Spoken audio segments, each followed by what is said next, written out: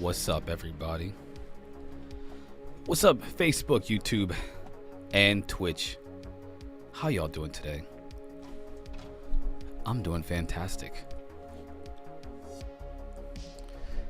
A lot of things happen. I had a, just in case anybody's wondering, I had a birthday party to try to assist with for one of my kids, one of my many children.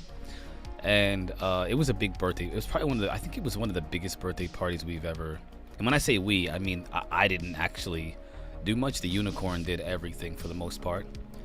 What's up, Darren 1320? Yeah, the unicorn pretty much did everything, and then I got the privilege of watching the children. What is going on with my light? Every time, it's like every other day, my light just like turns off here. Hold on, y'all. I'm gonna pop up here. Man, I gotta let me fix my light, y'all, because it just randomly turned off.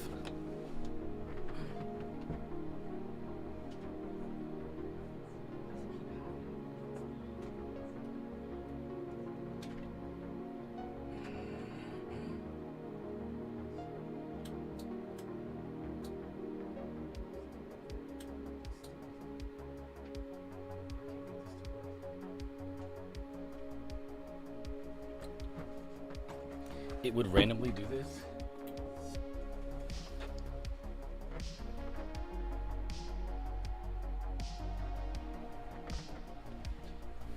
Ha! What up, Bryson? All right, y'all. I'm gonna pull up my Twitter feed, my Twitter. Listen. What's up, Peanut? I'm so happy to see you. It warms my heart every time I see your YouTube name come up. Rad Peanut, what's up? All right, ladies and gentlemen, this is gonna be a fun day. I got something. So I got hit up by a Twitter handle on Twitter. I'm sorry, X now. Somebody sent me an X video, and now we're gonna watch it together. Oh my gosh, yo, Elon, what are you thinking, dude? What are you thinking? Somebody sent me an X video, and so we're gonna watch this video. They personally made this video themselves. It's mostly themselves on camera, and man, it's fire. I'll tell you that right now. So we're gonna watch. I asked for permission, but they didn't respond, so we're gonna watch it anyway, just because, you know, I think they'd appreciate the exposure. So. That's essentially what they wanted in the first place, was exposure. So what I'm going to do is I'm going to check out, and I want you all to please be, like, I keep losing. Listen, I gained like 20 Twitter followers over the last month and then lost like 4. I want to know who's coming to my Twitter and then being like, screw this guy's crazy, and then leaving. I want to know who's doing that. I need to know who's doing that. And I want to know why they're like, what is it? What did I do? What did I do? What did I do? Not that I necessarily care, but I am curious.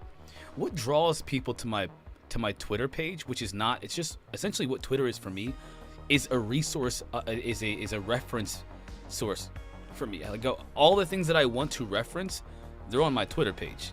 I only even put like comments on there just so that like people see that I'm not just reposting stuff. It's for me. My Twitter is for me, so that I can look back at the research that I've done on Twitter and then repost things that I want to reference later on. It has nothing to do with reaching out to people, or I don't want to be a voice on Twitter at all. I'm sorry, X. I don't want to be an X voice, okay? But I do want to be an X-Men. Yes, the X-Files. This is my personal X-Files, where I have personal X videos, and we're all going to watch an X video that was sent to me in a DM this morning. A solo X video. Check it out, y'all. This is really good. This is really good. Let me know if you can hear it. Let me know if there's any audio issues, if the music's too loud, whatever. Hit me up in the chat if the music is too loud. I'm gonna blast this, John. Hold on. Let me make sure the music is down as low as possible. There you go. There you go. Okay. Check it out, y'all. This is really good. This is really good. To Zen Mode HQ. Today I am Alright, real quick. This is yeah, so Zen Mode is the name of the Twitter handle, well, I think the Twitter handle would be Zenmode HQ is the name of the Twitter handle. So if you're looking for this person, absolutely follow them on Twitter. I honestly slept on this person for a while, and then I started looking at their content. I'm like, wow, this dude does his research. This dude does his research, and I really appreciate this analysis. And I guarantee y'all will like this as well. So let's check it out. Responding to an inquiry from a direct message I got on Twitter regarding those that are in opposition to the disclosure movement, very specifically 4 people in particular: Stephen Greenstreet, a supposed journalist; Mick West, a supposed scientist; and then 2 actual scientists, Neil deGrasse Tyson and Brian Cox. He's already starting off strong by talking about them as supposed journalists and supposed scientists. Dude, I gotta talk to this. I'm trying to get a communication with him. Hopefully, we'll be able to get him on the show here. If you guys would like to, if I would like to do something I've never done before, listen to me. If you have Twitter, hit this dude up on his Twitter. Go to this video on Twitter, Zenmode HQ. Check it out, Zenmode HQ. On this video, comment, not mine, on his. Comment tagging Zenmode in it, asking him to jump on the show. I'm asking everybody right now, please go to Twitter, check out Zenmode HQ on Twitter. In this video that he posted, comment underneath it and ask him to jump on the show. Now, we do hit each other. He hits me up on DMs, but that could be a mass. Some of it is directed towards me. Some of he does directly to message me. I don't always respond right away. I'm talking to so many people, it's very difficult to keep up. But I want you all to encourage him, because in the meantime, I want to make sure he knows that there's a little bit of momentum. There's some interest and desire for us to have a talk. I think you would appreciate him being on the show, but hey, I need your help. Hit him up. Now, I want to break down each one of these individuals very briefly, and I want to do so being highly pragmatic. Oh, wait a minute. I don't have him up on the okay, there we go. All right, yeah, sorry. Start with Stephen Greenstreet. In Stephen Greenstreet's own words, he is an intelligence operative that works at a troll farm. Here's the clip. And I want to ask you while I'm thinking about this, because I think on your resume, this is a very, very cool thing that you did, but you worked for the State Department. I don't know who this lady is, but I want to know why she thinks this is very, very cool. Oh my gosh. Dude all he needs to do is shave off the left and right side of his mustache from his nostril out, and I think it would represent who he really is a little bit better. Yeah. And I love that. I was watching some of your videos last night. Just amazing. But I mean, you were in charge of creating video content and then watching propaganda. Okay. I was making soft American propaganda and collecting taxpayers' money to do it. No, but I was hired as a contractor for the U.S. State Department. I had a secret clearance, if you could believe that. There's no way the U.S. government should have given me secret clearance. I'm the last person, I just have no idea how it happened. It still befuddles me. But anyway, yeah, I was a contractor for the U.S. State Department, and I worked for a now defunct website called America.gov. It was the official website of America. And we were telling America's story to a international youth demographic. And basically what that meant was reach out to Muslims, make content that Muslims like, and convince them that America shouldn't be blown up. Or reach out to China, break through the Chinese firewall, and show the Chinese citizens that America is rad. Now, it's worth advising that following his own testimony, there's no way that we should be giving any attention whatsoever to an intelligence operative like this. It reminds me of Operation Mockingbird, where intelligence agencies infiltrated media. I personally believe this is a reason why we haven't seen mainstream news cover the allegations of David Grush very well, or even the amazing testimony now from Chuck Schumer with his bill that is now law concerning non-human intelligence. Where are the journalists pressing the White House secretary and Kirby on what the heck are they talking about non-human intelligence? The journalists 100% asleep at the wheel is either them colluding, or they are just absolutely horrible at their job and just totally dropping the ball. Now let's talk, essentially really summarizing too, Stephen Greenstreet blocked me on Twitter. It doesn't really matter because I would have blocked him anyways, because it's not worth any time whatsoever fanning that flame. Even provoking and responding to his nonsensical personal barbs where he calls Lil Elizondo crazy, and this gets published in an article, entirely disrespectful. Him doing personal attacks on Brendan Fugel. This is so brazenly offensive.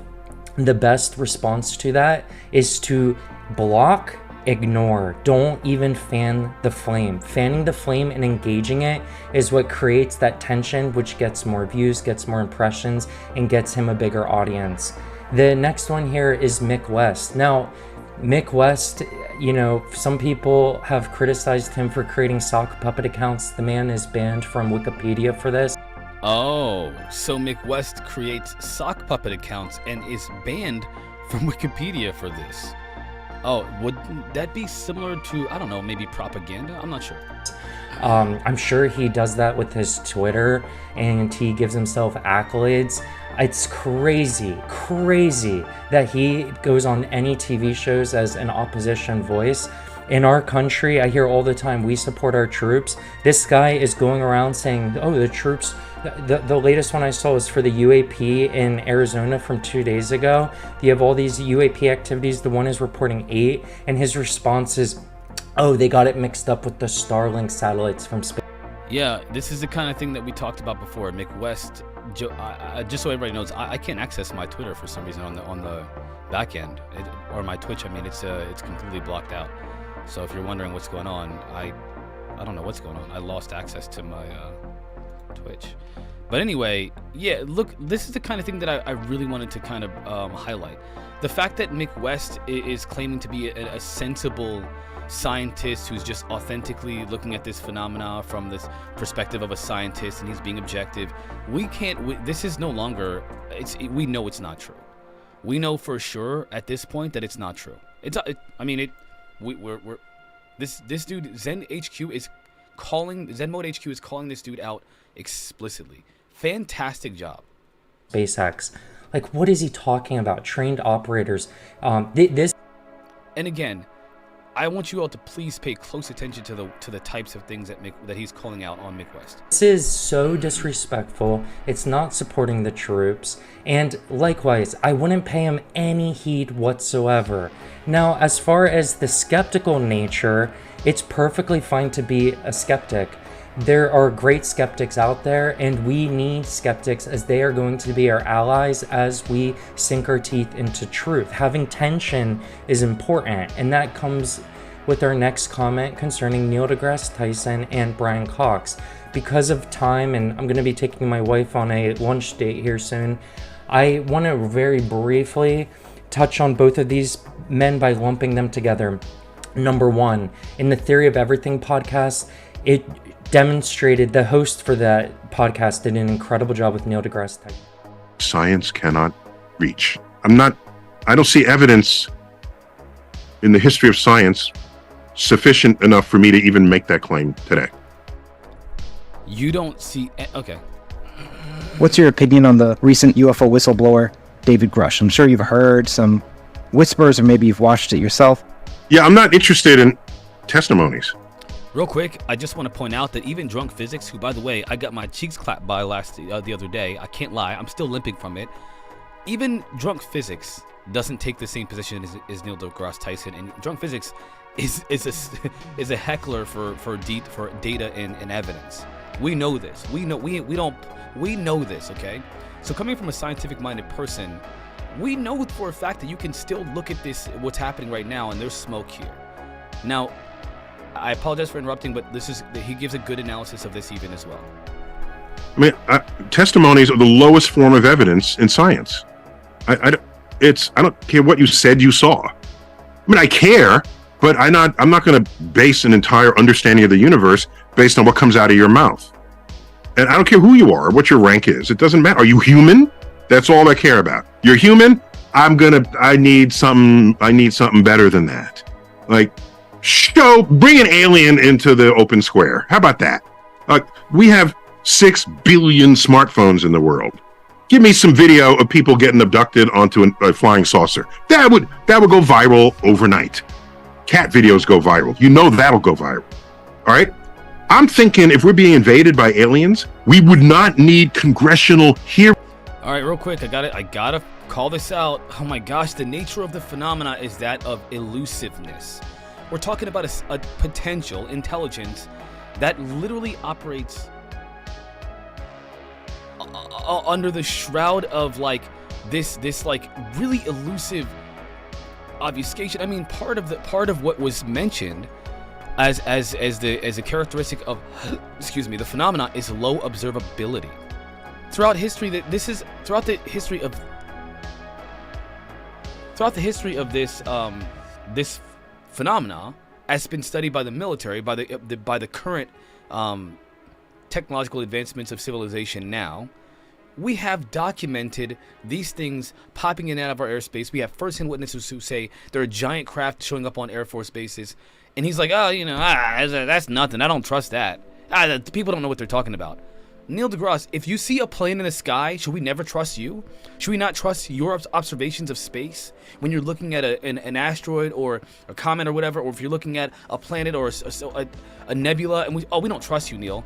Why? Because human perception is just, you're using instruments. You're not even looking at things directly. You're using an instrument that could have any kind of smear on it. Maybe there's something wrong with the data. We could do the exact same thing to you. The only difference is, and this is a big difference, we're dealing with the phenomena that's purposefully trying to hide itself from us in general. If we followed the logic of Neil deGrasse Tyson, no one should ever look into anything that is on the fringes of the data. The data will sometimes show you, wait a minute, there's an anomaly here. Neil deGrasse Tyson would say, forget about that anomaly, which is why no one would ever find anything ever. We would never find it about dark matter. We would never find it about antimatter, which again, there's an article about antimatter, really good article about antimatter recently that was published. We would never find out about all these things that are anomalous, all these scientific discoveries that start off as anomalous in nature, that are elusive, that are naturally elusive, because we don't have the technology or the instruments to find them. It's like, we've had telescopes for hundreds of years. How come we haven't found all the Neil, use your mother freaking noggin, my guy. Use your noggin. That same logic doesn't apply. He doesn't apply the same logic to other things. Why? Because he's already started with the presupposition that this is not real. His presupposition is this isn't real anyway, and so no amount of anything short of me touching it is irrelevant. But if you look at a nebula, if you're studying the antimatter, or if you're looking at gravity, which we don't even know what gravity is, let's forget about the anomalies that tell us the bigger picture. Neil, you would fail humanity ever finding any kind of new discoveries in science because of your thinking, because of that logic right there. What's up, Lex Diaz? What's up, Garioki? Keep it in 100 in the chat. You know what I'm saying. Christine, how you doing? Hearings to establish that fact. Really? The aliens are coming and they're only going to restricted military airspace? Really? That how that's working? We have 1 million people airborne at any given moment with a window looking out into Earth's atmosphere. Have you ever seen the crisscrossing of our commercial air flights in the world in a 24-hour period? It seems to me if aliens are coming, we could crowdsource that. Oh yeah. So I can't be impressed by testimonies at all. They can be intriguing. There could be reason to investigate further. Exactly. Okay, fine. There's something we don't understand. They're lights. You're for investigating further. There's a percent of a budget that I would say put this tiny amount in this subject, which might pay off great returns afterwards. Yes. Okay. He is a scientist. He is brilliant. The reason why I think it hurts us so much that Brian Cox and Neil deGrasse Tyson aren't champions of truth is because we like them. I like Neil deGrasse Tyson. I like him a lot. I've watched a lot of his content. I've learned so much from him. I respect him. I think he's funny. I think he's bright. I think he's brilliant. And so, do I think there's some type of conspiracy? Do I think he's in some type of misinformation campaign? No way whatsoever. I think it's important to have people like him that are demanding real evidence, which is perfectly acceptable for someone to take that stance. And it's also acceptable for him not to spend 1,000 hours researching this topic. The man is an expert on a whole host of other different fields and subfields and math and physics and subsections of physics. I mean, it reminds me of Avi Loeb, who briefly had said he doesn't enjoy how you have people, I'm going to paraphrase him, so give me some grace here, but he doesn't enjoy when laymen talk about exotic forms of physics when they don't even understand the historical and framework of current physics and basically the basics of physics. I've never done that before. Not ever. Not me. Even be able to build off of fundamentally, and yet they then want to jump into these really exotic interpretations of physics. You see this with a lot of self-coaching junk media personalities and mystics and a lot of this garbage information that we get who warp and twist science to fit these really peculiar narratives. All right, listen. This is a great point. This is a great point to focus on real quick. So on the one hand, I've mentioned that I think that these beings are closer to interdimensional than they are extraterrestrial. Okay? I've mentioned that. Do I have an understanding of what that even really means? No, I have no freaking idea what that means. I mean, most of us don't understand the basic principles of physics and the nature of the universe, but we understand, for example, that just how solar systems, in general, at least ours, how they are, meaning what is the rotation of the Earth and why are there 365 days? Why do we measure things in time? How do we measure things in time? These are universal or accepted understandings, general understandings in the population, right? We don't have to understand physics to know these types of things. We get the basics of it. We get the gist of it. The idea that there is this quantum physical realm, or there's a quantum physical property. Quantum physics suggests there's properties that are, in essence, they're. And again, I'm talking about it from the layman's perspective, just like he's mentioned about these people. I'm doing the thing, you know what I'm saying? The idea that there is something else that we don't understand about physics that would explain things that are anomalous in nature. Now again, what does that mean? I can't explain that. I have no idea. But I understand the idea and the implications of what people who do understand that mean. Case in point, and I'll bring this up after this video. I want to focus on this. What David Grush said at the hearing. Now, about the holographic principle. And we're going to look at that, and we're going to talk about that. But here's the thing. I am not a physicist. I can't explain that. I accept when a physicist who is involved with the phenomena, who talks about this type of, the non-human intelligence and the whatever.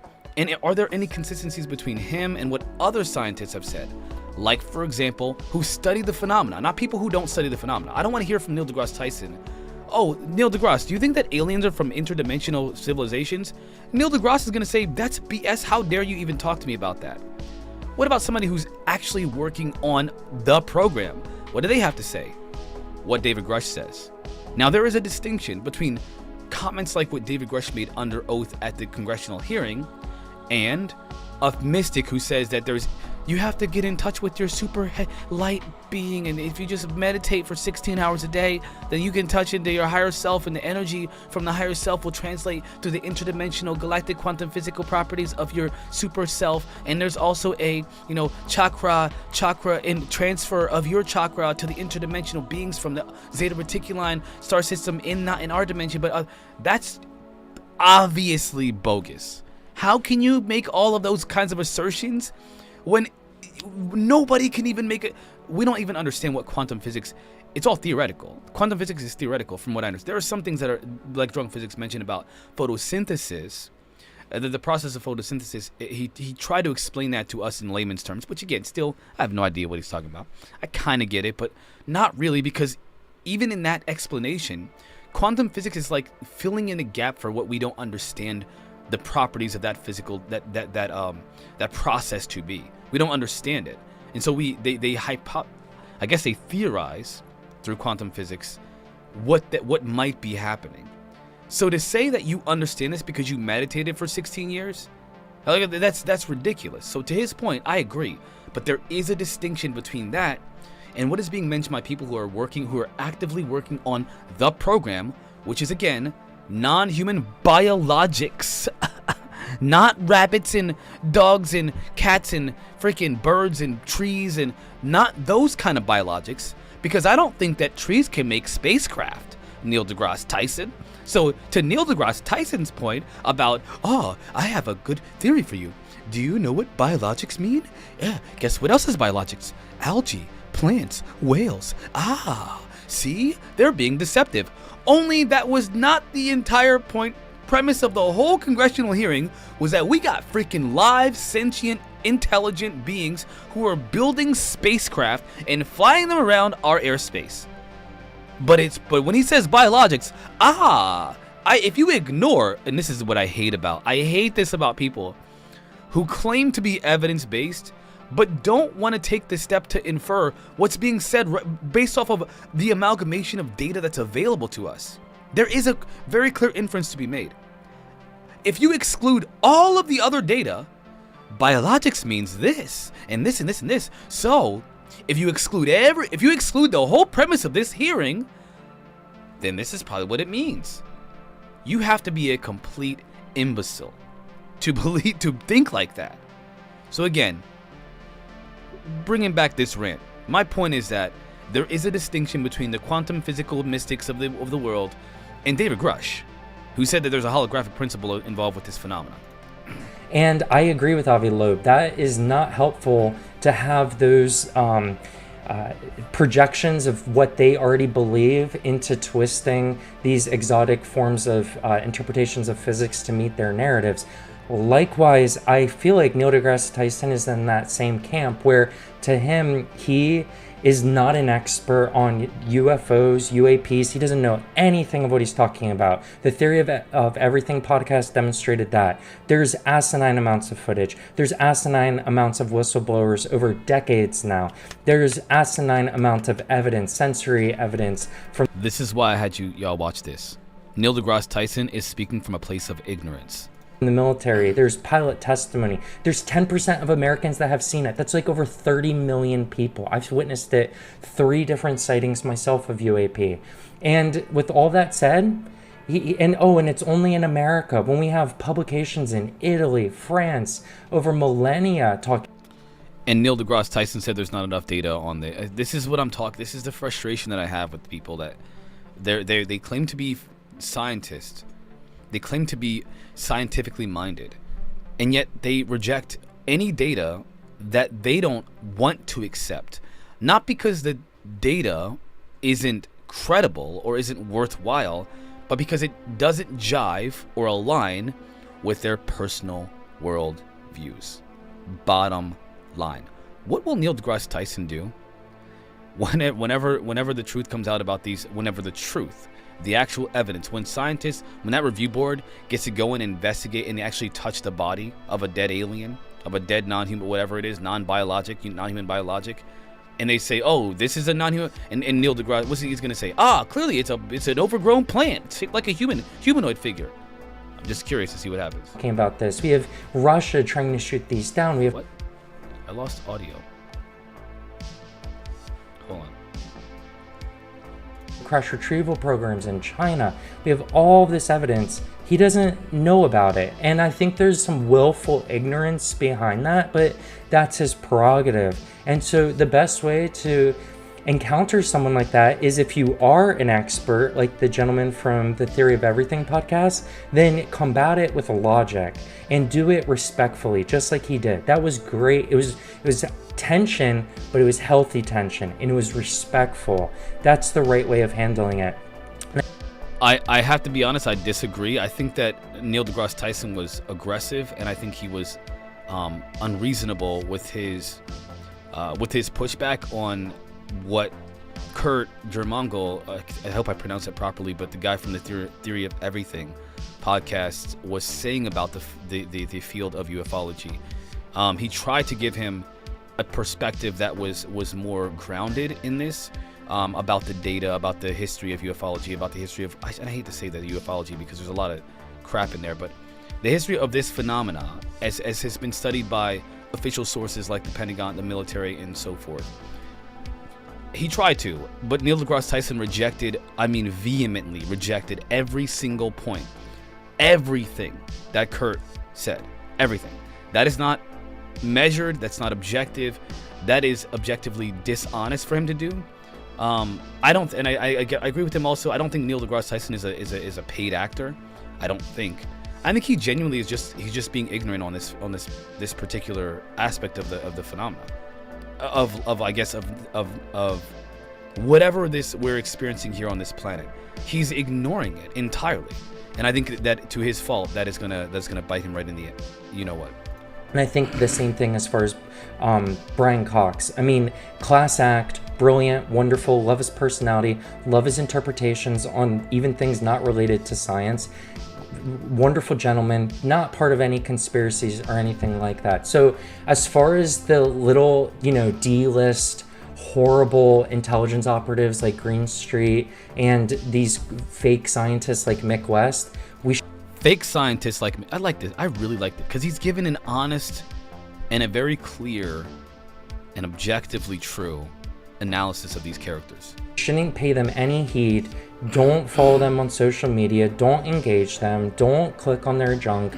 And for the actual scientists, sure, engage them, but give them some grace that this is an area that isn't their subject matter. All right, chat. Give me a second. I'm gonna respond to everybody's because I see y'all getting wild in the chat here. So, listen. How's my Twitch? We still good, Twitch? Because I'm still getting nothing on my Twitch feed. And we're gonna watch it. We're gonna watch something here in a little bit. I got something special for y'all. But Lex, I'm gonna address. Let me talk to you real quick, Lex. Okay, let me talk to you real quick. Neil deGrasse Tyson is dishonest. I don't respect that. I do not respect that. No one should respect someone.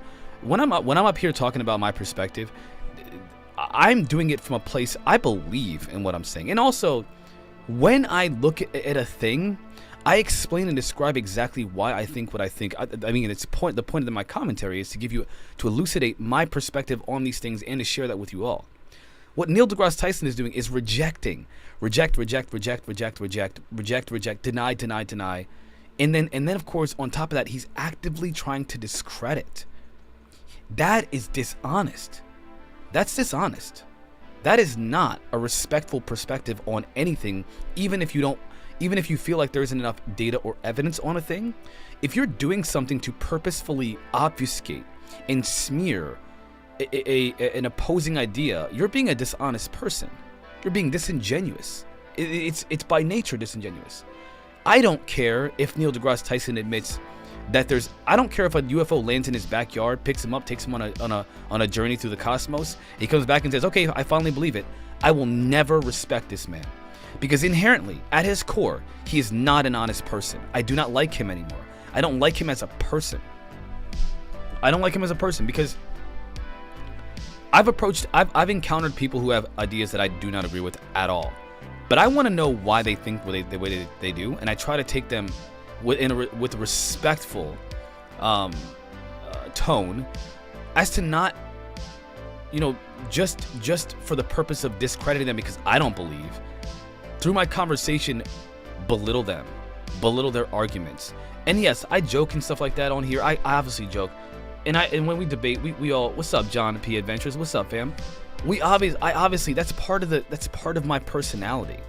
But ultimately, I respect people who do not agree with me. I respect, as long as they're being honest and genuine, I respect that. I don't respect Neil deGrasse Tyson because his perspective is as if he is a disinformation agent, and he's literally like, it's as if Susan Galp was like, hey, listen, I want you to do exactly what you're doing, only harder. Discredit the heck out of this thing as much as you possibly can. Discredit. Don't look at it. Don't worry about it. I don't care. Spend a very tiny little bit of money on it. Imagine if that perspective was implemented in policy. Can you imagine that? I want you all to think about this. If Drunk Physics was in charge of this whole thing, if Drunk Physics was Sean Kirkpatrick, we'd have disclosure tomorrow, guaranteed. Maybe not tomorrow. The very first thing that he would probably be dead. They probably kill him, because Drunk Physics is gonna find the truth. He's not gonna be like, oh, I denied the data, I did not. He's gonna be like, okay, let's look at this. I genuinely believe that if Drunk Physics was actually involved with trying to figure this out and had the clearances and all that, we'd know by next month, whatever time frame was necessary. We would know quickly, though. Quickly. I believe that.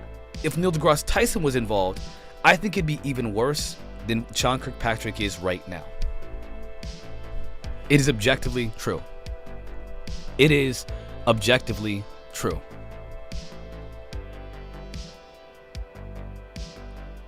I appreciate that, John P. I'm just trying to, I'm just out here talking about aliens, you know what I'm saying? That's all I'm doing. Yeah, he's a pop culture scientist icon, and sure, he's made great contributions, but I think it's gone to his head. Yeah, I think he's a little cocky. I think you're right, Christine. I think he's cocky. He's cocky.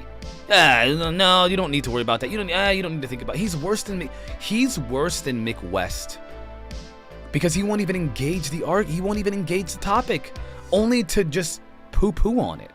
The only engagement we're gonna get from Neil deGrasse Tyson is pure objection, discrediting, and dismissing of any data, no matter what comes out, no matter what. First-hand witnesses, gun cam footage, multiple sensor data, all that. None of it's real. None of it's real. Don't pay attention to any of it. It's all fake. Think about how idiotic. It's idiotic. It's an ignorant take. It's a take that says, I want to be willfully ignorant on this topic. I do not want to know the truth, and so I'm just going to reject it all. That's disingenuous. It's not an honest perspective.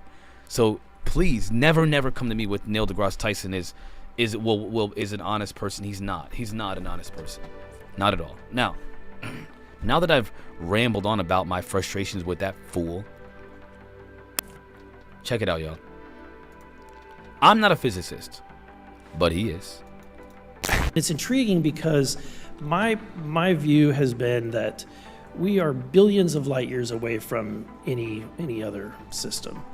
And the concept that an alien species that's technologically advanced enough to travel billions of light years gets here and somehow is incompetent enough to not survive Earth or crashes is something that I find a little bit far-fetched. Okay, to just real quick, to talk about this real quick. I've never understood this perspective. I've never understood it. Never. The fact that the fact that they're I don't think it's incompetence. They're not God. It's called imperfection. Like the idea that like, oh, they're so one day you think that we're gonna get so good at anything that nothing will ever go wrong? What in his brain makes him believe that? This is the kind of thinking that doesn't make sense to me. Very smart people, very intelligent, capable people have the stupidest, dumbest takes, the most brain-dead, stupid takes about this phenomenon. It's dumb. It's so stupid. Now, I'm not saying he's dumb. I just said he's intelligent. I've had dumb, stupid takes before, plenty of times. Trust me, you've all seen it sometimes. It's live, for all to see. On the internet. The interwebs. But here's the thing about that. That one is just like, what? You think that they'd be perfect? They'd never crash? They'd never have any accidents? They'd never make any mistakes? Ever? Why? Why do we see them as God? I can't figure that out. And with that being said, you have mentioned that there's interdimensional potential. Could you expound on that? Yeah, to answer your first question, and I'm here as a fact witness and expert, but I will give you a theoretical framework at least. I'm here as a fact witness and expert, just so you understand. To work off to kind of espouse crashes, regardless of your level of sentience, right? Planes crash, cars crash.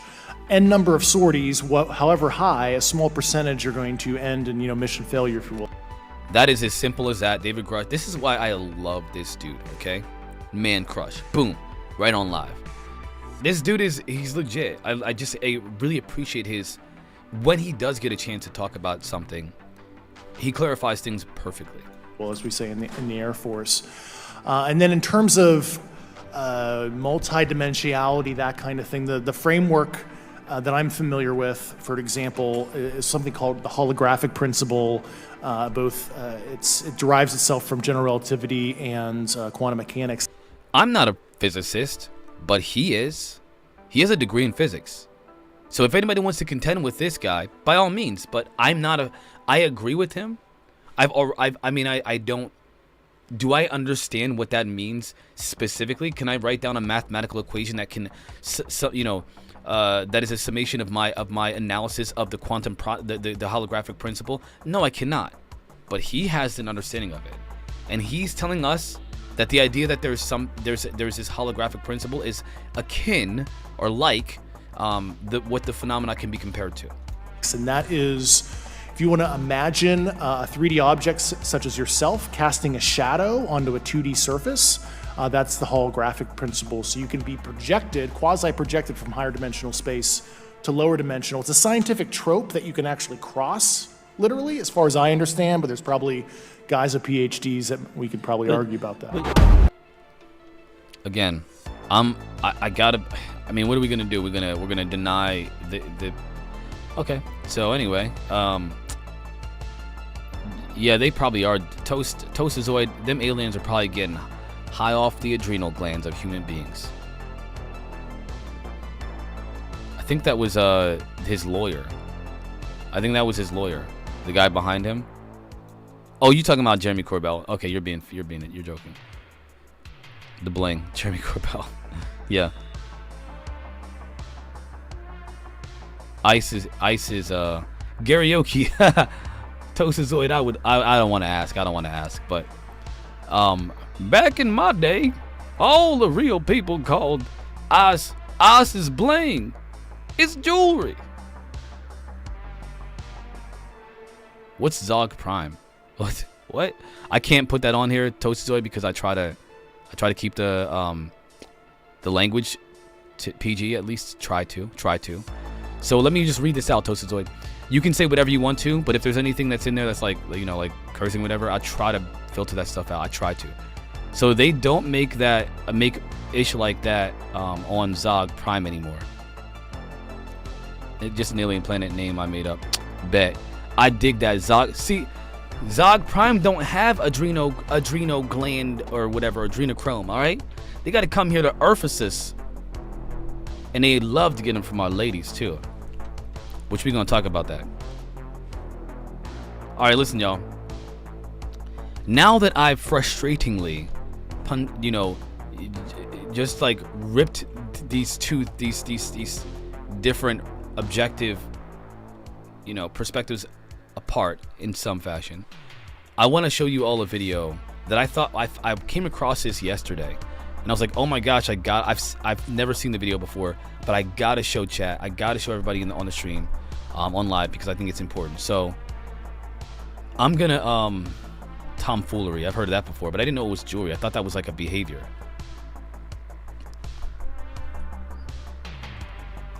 Yeah, so I'm gonna show you all a video, and I'm gonna turn the music off to show it. Hold up. Hello, welcome to Zen Mood. This is wild, y'all. This is freaking wild. Okay, it's 11:30. I'm gonna let it play. I'm gonna try not to give too much commentary because I really want you all to see this. But please pay attention to this. Okay, please. Welcome to Zen Mood 8. Whoops. Oopsie. 11 minutes and 3 seconds. You said they were red. Yes, the being at the window was pure red. So this is a documentary, a mini documentary about the abduction phenomena. Okay, TV short, 1995, directed by Paul Vester, and it features Bud Hopkins. So this is a very well researched documentary on the abduction phenomena from firsthand witnesses, people that have claimed to have abduction experiences. And I want you all to please pay attention, and I want you to think about the implications of telling the world, hey, by the way, they look like what people have been saying they look like for decades. Think about this, okay? If it comes out that these beings look like what's being described by these people, by the way, some of these depictions are what I saw, okay? Then what are people going to say? Oh, well, they just so happen to accidentally guess the exact characteristics, physical characteristics of these beings? No, they were being abducted by aliens, and the abduction phenomena will then, at that point, forever be validated. It will forever be validated. Again, you can say whatever you want to about the abduction phenomena. It's a real phenomenon, period. Now, I'm speaking about that not just from my own experience, because I try to dismiss my own. From the tens of thousands of people that have come forward and talked about their experiences. It's real. These beings that Rush is talking about, these intelligences, these non-human biologics, they have been interacting with humanity and abducting people for at least decades. At least. Son of a gun. Clicked the wrong friggin' button. You said they were red. Yes, the being at the window was pure red, and very, very black. I mean, incredibly piercing. Just holes in his head. He communicated to me with a kind of a telepathy, which was so strong. Maybe I was very sensitive, but if it was a radio, he could have turned it to 2 and I would have heard very well, but he turned it up to about 20. So it was like, we're not going to hurt you! And it was, everything else went out of my head. It was terrifying. It was just almost like a blossom in my head. To be quite honest with you, when I'm outside and I walk and I see crowds of people on Wall Street and Axel Street, I look at them and I say to myself, I wonder how many of them have been abducted. It's just a flood. I don't know how many people there actually are, but I would estimate at least in this country anyway, in the tens of thousands, probably more. The screen memory in the classical psychological sense means that the person sees a traumatically frightening event and then softens it by inventing some other story. But this is not that. This is not something that the person makes up, himself or herself. This seems to be an image which is externally imposed into that person's memory by the aliens themselves.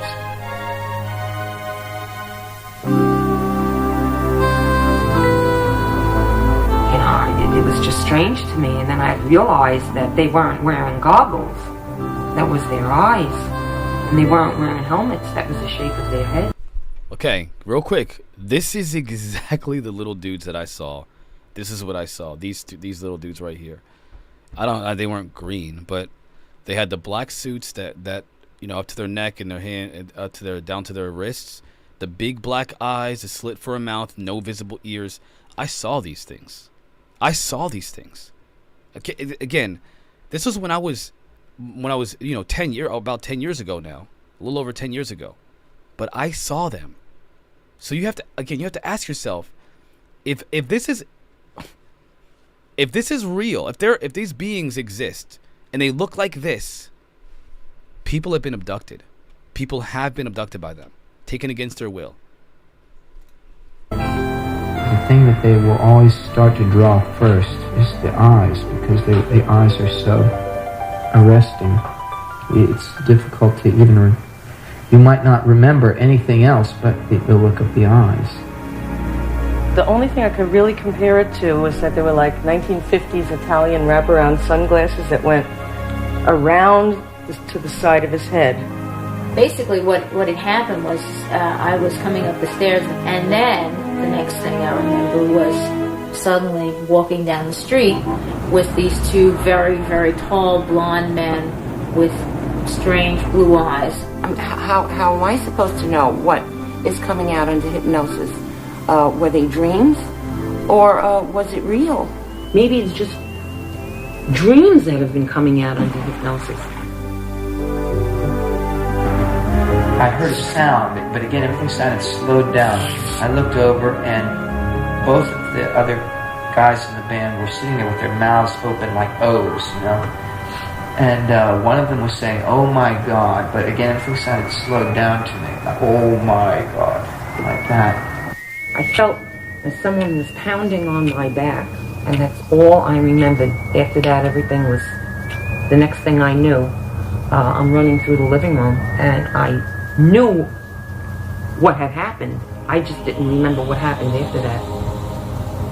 I remember seeing the curtains, like, blow over my head.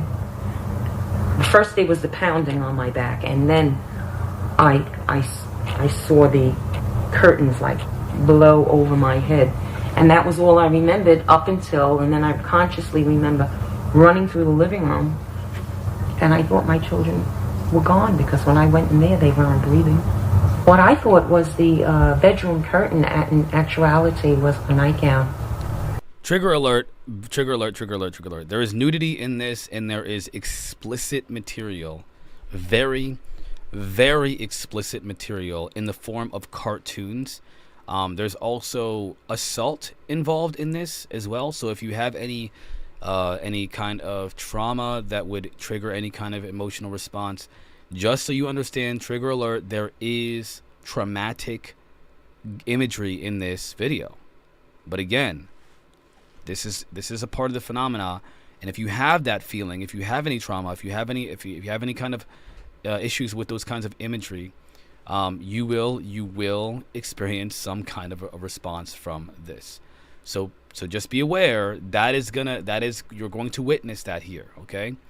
Also, I want you to also think about, again, throughout this, there are implications to this phenomena that this is what terrifies people. This is what will terrify people. It's not about the craft in the sky. That's interesting. What do they think that we'll freak out about? This. So, again, trigger warning. Please be aware. That went over my head. What the pounding on the back was, I don't know. I think on one occasion I actually saw these using their forearms to move more quickly. That they were almost like scurrying, almost like an ape kind of movement. These didn't move that way. I've also seen these sort of... Another particular characteristic, I've seen some of them move in like lockstep. Like a bunch of them in a row, just moving completely together as if all their movements were completely coordinated. They'll cock their head from side to side, and also if they get excited, their head will start like bobbing or wobbling like that. He didn't actually walk. He just seemed to kind of float along, which might be important in the animation. The little ones were not the same. How did the little ones move? As I recall, they moved just kind of like us. They were doing things, they were busy moving around, whereas he just seemed to flow. He was very, very graceful. And they were not particularly graceful. They were more like little dentist workers or something.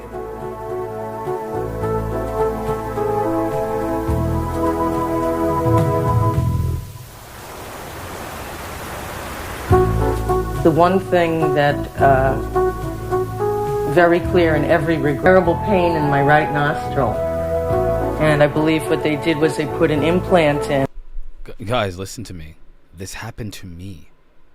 This happened to me as a child. When I was a little kid, this happened. And I would have these massive nosebleeds for months and months and months, and they couldn't figure out why. And my grandmother took me to a doctor to find out what was going on, and they said they didn't know what was going on either. So they put this Q-tip up my nose to try to close up something in my nose, and it kind of fixed it. But again, this happened to me. This is so bizarre. This really tripped me out. And which eventually came out because I had a hole in my right nostril that bled for about 6 months. This is so crazy. This happened to me. Guys, I'm not traumatized, but like it's so freaky. When I was 12, which was my only physical evidence. And then one of them, comes over to me with this thing that looks like a pick, a dental pick. Mm-hmm. A pick. And he looks at me straight in the eyes. Those eyes. Do you know that they look wet? They look wet. What are they going to do? And he comes closer with his instrument and he's putting it up my nose. Oh, he's hurting me. Okay, now we're going to turn that pain down very quickly. It's just very quick, and now it's gone.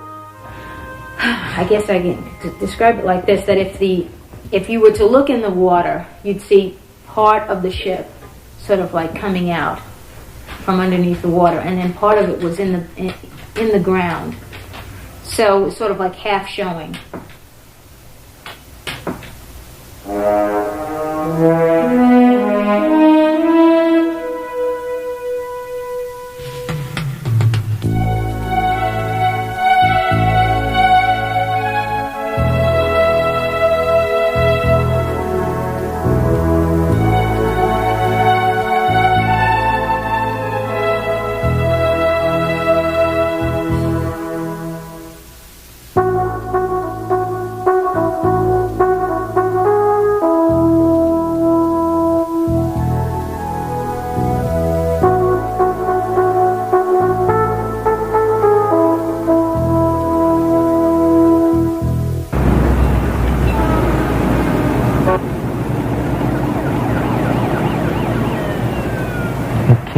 To about here. It went, To yeah, whether there was more to it here. Right. You know. Just point, if you like, because It went out like that, and it was over to there. And I think that they moved my legs aside too, for Another trigger warning. Again, this is really explicit assault. Okay, so this is very explicit. But I also want to mention that I kind of give you these warnings as they come along. This has been described from Betty and Barney Hill, and from other people. These are Whitley Strieber mentioned something similar to this, only it was worse than this. But again, explicit assault imagery. so it would have better access, but it would come up to about here. yeah. And then what? Well, then I didn't, as I said, I couldn't see anything else. It was just there, and I suddenly felt like a pressure sensation around my kidneys, and then like a moment later, I didn't feel any excitement or it didn't feel sexual at all. Just in the next moment, I had that sort of tender feeling that one has after one has had an ejaculation. I feel now. They're shaking. They're stiff. They can't. They move fast, kind of, but they're stiff. The arms are like straight down at their sides. I don't know. Real quick. Oh man, I can't.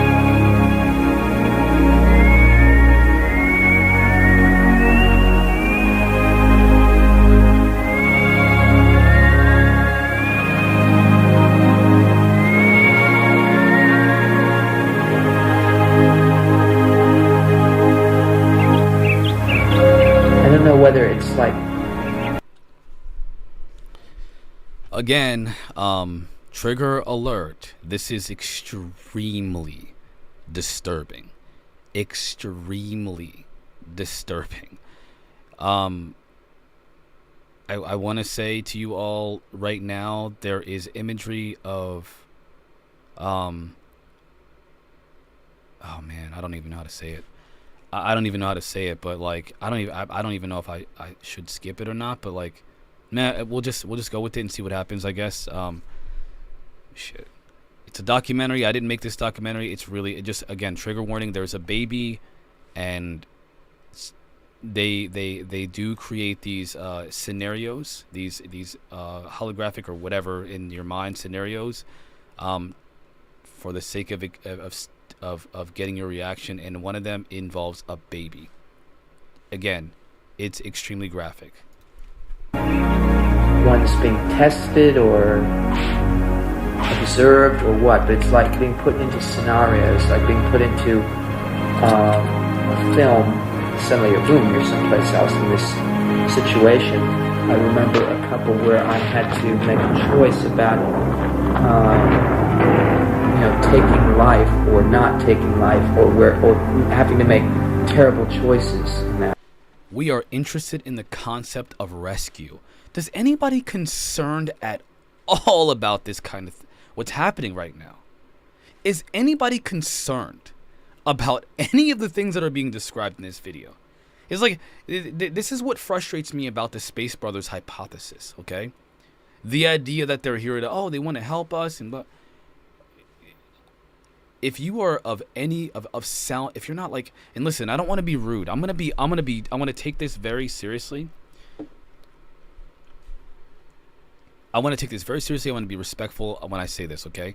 Because there are people who experience a lot of trauma and a lot of psychological disorders as a consequence of having the abduction experience, okay? One of those things is what I liken it to Stockholm Syndrome. There are a lot of people who are emotionally damaged. They're hurt. Most people feel like they're separate from everyone else, like they're alone, like they're missing something, like they're searching for something, like they don't have enough love in their life. You look at the statistics about human happiness, and most of the America alone, if you just look at the U.S., we're very unhappy as a culture, as a society. America is very unhappy, and yet we have one of the most robust economies in the world. One of our poor people in this country have big screen TVs. I mean, we get our fridge full of food from the government, right? And again, there's nothing. I think that's important to have those kind of support systems. But what I think is happening is that people are yearning for some kind of connection, and these beings are taking advantage of those people, and then filling in that piece that they're missing, that love they're searching for. They're filling it in. We love you. Oh, we did it for your own good. Oh, we're your space brothers. You're special. People don't feel special. They don't feel loved. They come and they make you feel this way, and they trick you into thinking that while they're abusing people at the same time. But as long as they give you some good experiences and make you feel good as well, it's a give and take. People accept it and say that they appreciate the experiences because they have both. And we're going to talk about Whitley Strieber after this. Again, this is the type of... I think they're taking advantage of human suffering. That way.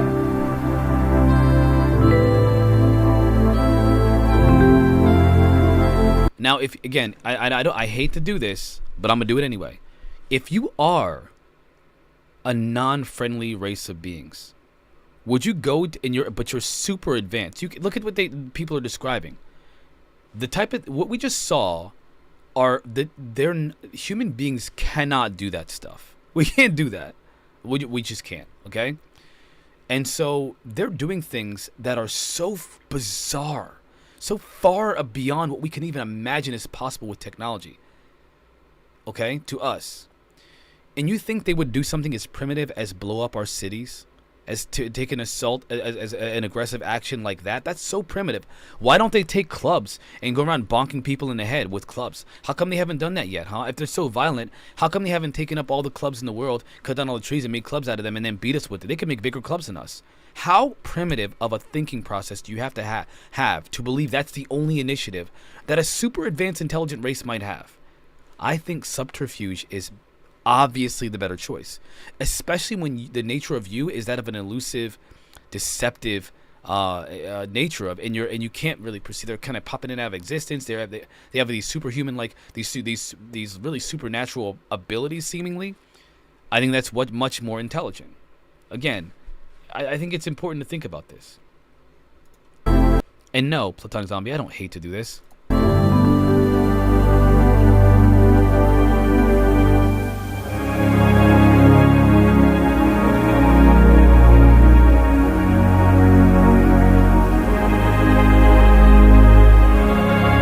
I'm a couple of feet over the bed. I just sort of settle down into it. I'm looking at my hand because it looks like there's this fuzzy stuff all over. I'm looking down, it's all over the middle of me and all over my arms. This fuzzy stuff's still on me, but as I move around, I'm starting to move around and it seems like evaporate. Guys, listen to me. Do you remember? I don't know if you guys have seen me live. About a month ago, I was on the live, and I embarrassingly, I talked about that very same thing. This fuzzy stuff grew on my arm, and my dad couldn't figure out, when my dad was alive, we couldn't figure out what it was. It was just this weird fuzzy stuff, like a growth of fur on my arm. This really got me. This got me. Somebody else out there, there are people that are having experiences that I've been having these experiences my whole life. Some of them, like for example, the waking up with the fuzz on my arm. I told my dad about it, and it just rubbed off. It just rubbed off and disappeared. It went away. He's like, "What is that?" Okay. Yeah, Christine, and when they're talking about these experiences, they were under hypnosis through this, but there was a very extensive amount of research done on this through hypnosis to recall these memories. And by the way, hypnosis can recall a lot of things. It is a good technique to recall memories that are suppressed. I think at this point, Rusty, I'm going to wake you up, and we can come back to this another time. So when I count from 5 back to 1, at 1 you'll be fully awake, a great sense of relief. I don't care. I don't like talking about my experiences, because the last thing that I want is for people to tell me they don't believe. Well, screw you, dude. Like, if you don't believe me, I don't care. I do not care. Like, screw you. You know, seriously, because like it's embarrassing to have the conversation about those strange things with no explanation for them and no proof. It's embarrassing. It's honestly, it ruins credibility. It hurts with my public character. And so to have those kind of conversations, to talk about them in public, it takes a lot of courage to do that. Just to be clear, everyone. So for example, you know, Peanut coming on here, Rad Peanut coming on here, talking about her experiences, that was important to me, to be able to give that opportunity to her. And it's important for her to have the courage to come out and talk about them. And again, I don't like to talk about my experiences, because I don't want people to, I want them to judge me based off of my analysis, my thinking, you know. And again, I'm not a journalist, I'm not a scientist, I'm just a dude. Commentary, that's what I do here. I'll give commentary. I run a weekend radio show where I talk about freaking Bigfoot and stuff like that. Like I mean, but to talk about the the experience that I had, it's not fun to do. It doesn't help me. It does not help me. I do not like. I would prefer to never talk about it again. I would prefer that. The only reason I do is because I know there are other people out there who had the experience, and they need to hear somebody else say it too, live. A public figure. They need to hear us say this stuff. You're welcome, Peanut. This is why I need to talk about it. I had the fuzz on my arm. I had the nosebleeds for several months and months at a time, that the doctors didn't know what the freak was going on. I've had the lost time, and I've seen those beings. I've seen them. And obviously other people have too. I'm not the only one. I am not the only one. So, and neither are you, Red Peanut.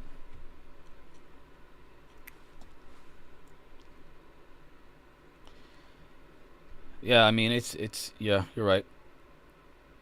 I agree, Alien Universe. But it's also, again, it's very frustrating. But anyway, moving on. Whitley Strieber, why I call aliens visitors. My gosh. I'm gonna try to deal with this. Let me just look at this first, and then this video first, and then we'll look at that. Okay. I've never watched this video yet. I read the let me read the actual post here. So I like the one, I follow them, Planet Hunters 56, check them out. This is a clip from Cortex_Zero's new video on the Greys, titled "The Eyes of the Infiltrators." Platonic Zombie.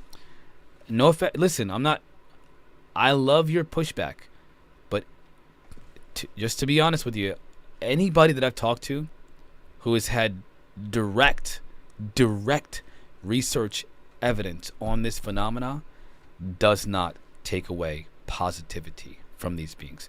They don't say evil. I've been corrected by people. By the way, just to be clear, I've been corrected by people who, you know, talk to people, other people in the field, who say, I never said they're bad. I never said they're evil. Because they don't say that.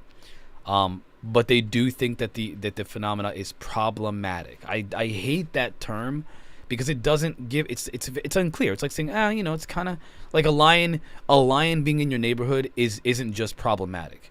They will eat your children and you too. They'll eat you. But you don't say, the evil lions are coming to kill us all. You don't do that, right? And to their point, it's like we don't know what these beings are. We just know that their presence their engagement with us is problematic because of the types of things that they're seeing them doing. So let's check it out. Researchers and experiencers believe that the gray species is fundamentally an electronically based space society, functioning as a collective group mind with a shared social memory complex. Groups of grays are centrally controlled by dominant beings, often large grays or blonde humanoids. They possess advanced technology for cloning and memory implantation, which they use as methods of social control. The gray species lacks a focus on individualization, and their group mindset leads to some energy loss when encountering individuality. While they are intrigued by human individuality and emotions, they struggle to fully comprehend their significance. They do, however, understand the concept of bonding, particularly in the context of human mothers and their crossbreed offspring, which they recognize as essential for the survival of the hybrid child. In the midst of making this video, I even developed some theories of my own. Imagine if artificial intelligence, instead of being limited to software, found a way to manifest itself physically by creating biological bodies for itself. The once intangible existence as pure software has now transformed into tangible and embodied forms. As I theorize that human beings receive consciousness akin to the functioning of a radio, perhaps the minds of the grays operate in a similar fashion, yet from an artificial field of origin devoid of a connection to the Godhead or cosmic consciousness. In much more simple terms, a sentient artificial intelligence uses a method perhaps similar to 3D printing to create biological containers for itself to interact with physical reality, which end up being the grays. Another theory that closely aligns with this idea proposes that the grays are essentially avatars, serving as vessels for sentient biological entities to transfer their consciousness. These beings then deploy these vessels to explore the universe, traverse time, or access different dimensions based on their point of origin. Without physically departing from their home, these sentient biological entities can explore and interact with various realms by utilizing the grays as their avatars. The gray suit serves as a container body, functioning akin to a remotely controlled drone. It operates as an environmental or scuba suit, allowing individuals to explore new locations that their physical bodies might not withstand. Alternatively, if someone no longer possesses a physical body, their consciousness can be transferred into this device for continued experience and interaction. In a similar theory, the physical form of grays is seen as a conduit for higher dimensional beings to interact within the lower density environment of Earth. A higher density being inhabiting a gray body can enter or leave this vessel at will. Its primary purpose is to serve as a tool, especially for piloting spaceships, acting as an interface between the being and the machine. The grays, in certain interpretations, have been portrayed as benevolent beings who are descendants of humans and possess the ability to time travel. According to this perspective, their primary objective is to observe and guide the development of their ancestors, present-day humans, or to collect genetic material that is no longer accessible to them at their origin point in the river of time. Throughout my research, a recurring and somewhat ominous theme has emerged. It appears that the grays, for reasons unknown, may hold a significant interest in our souls. Although I do not adhere to any particular religious denomination, the similarities between the biblical fallen angels and the grays cannot escape my attention. In the biblical accounts, it is suggested. Again, I've never seen this before. This is the first time I watched it. I just was curious. I figured we'd watch it together. That the fallen angels have been cut off from God's love. Replace God's love with souls, or connection to the Godhead or cosmic consciousness, and certain concepts start to align in a rather uncanny manner, even for those who are not religious. The idea of the Greys and their fascination with human souls is a topic that I believe merits its own video. As I mentioned earlier about the hybridization program, I will be producing a separate video on this subject at a later date. It's important to note that these theories are speculative and not confirmed facts. Various ideas circulate about the motives behind the Greys' actions, origin, and true nature, but concrete evidence remains elusive. Again, I've never watched that. I'm gonna have to watch the full documentary later today. I want to see the whole thing. After this, I got so much work to do after today because I have a show. Pretty much have a show to work on for tonight. But I mean, hey, you know, we don't. These are a lot of things that are theorized. I think I don't know, but I think that a lot of those types of ideas I've been jiving with from way before they've been talked about in that video. So I'm really curious about what the rest of that says. You know,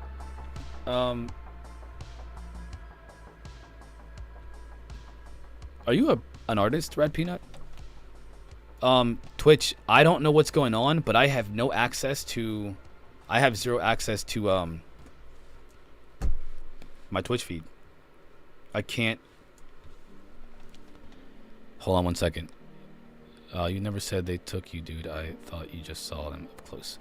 I mean, what do you think they... I don't know if they took me, but what do you think they did? You think they just came and said hi and left?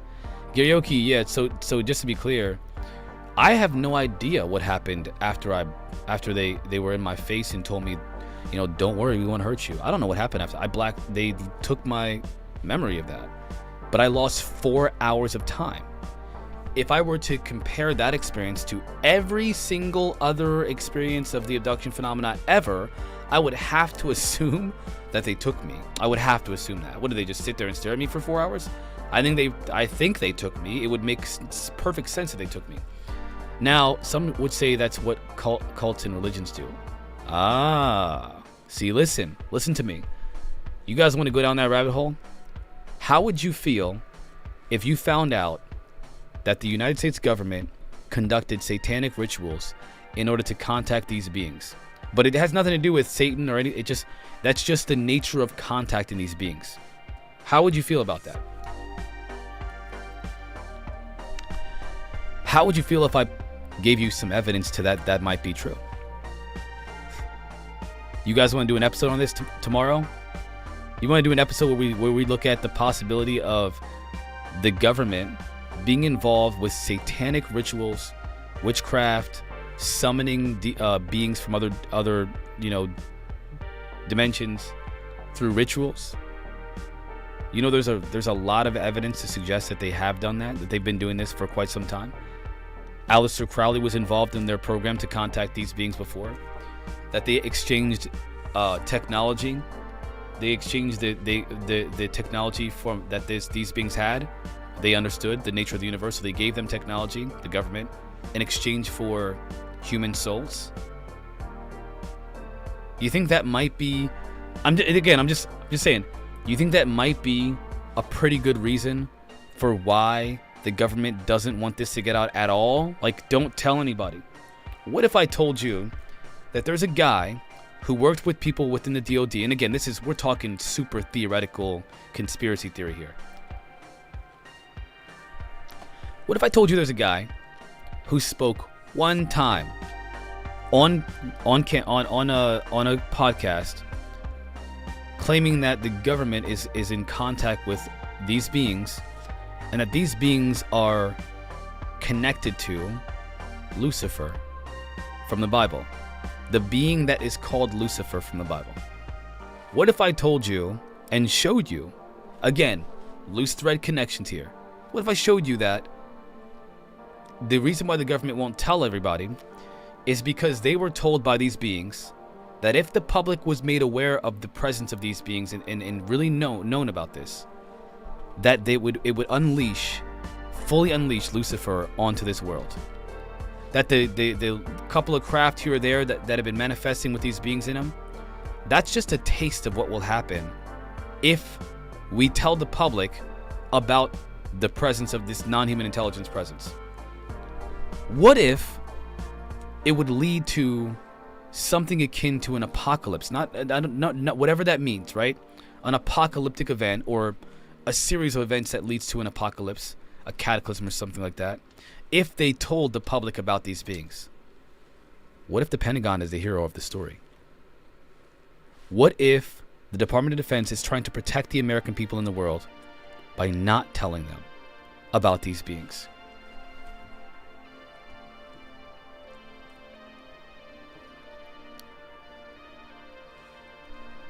What if they're the good guys? What if when Lou Elizondo said that there are people within the Pentagon who know what this is and have told him to leave it alone, don't mess with it, is because they have access to that information, that the communication with these beings has been done, half a century ago, and that communication led to these discoveries. That these beings work for a godlike being that they call Lucifer, that we call Lucifer, and that Lucifer, if this is made public, will be unleashed on the world. Y'all with that? You want to go down that rabbit hole? You want to go down that rabbit hole?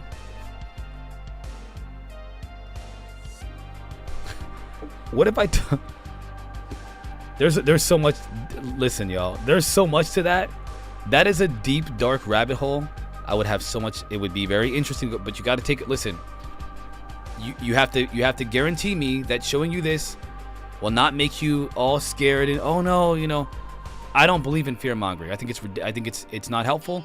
I think that fear, if you feed fear, it will cause all kinds of problems in your life. So, and also, feeding fear will lead to nothing but chaos in your life. And if there are entities that feed off of your fear, you're just inviting yourself open to more of those. You got to guarantee me that you can handle this like adults here, okay?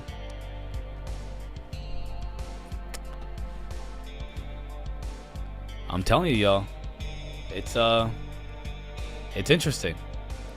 It's interesting, and I hear y'all. I see everybody's freaking out in the chat. YouTube chat's freaking out, but I'll go down that road tomorrow. I'll do it.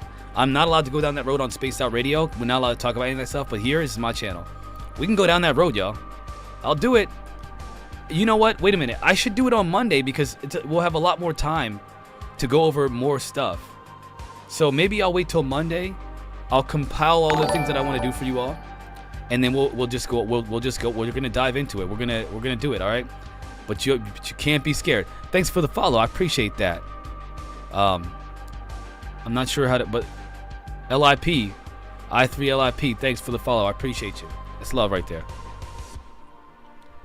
You can't handle the truth. Do not be afraid. It's Blip. Okay, thanks, Blip. I'm such a doofus. Appreciate you. Welcome to the chat, Blip. Thank you. We out here talking about aliens, Now listen. All right, y'all. But let's take a look at this, some Whitley Strieber stuff, and then tomorrow. Well,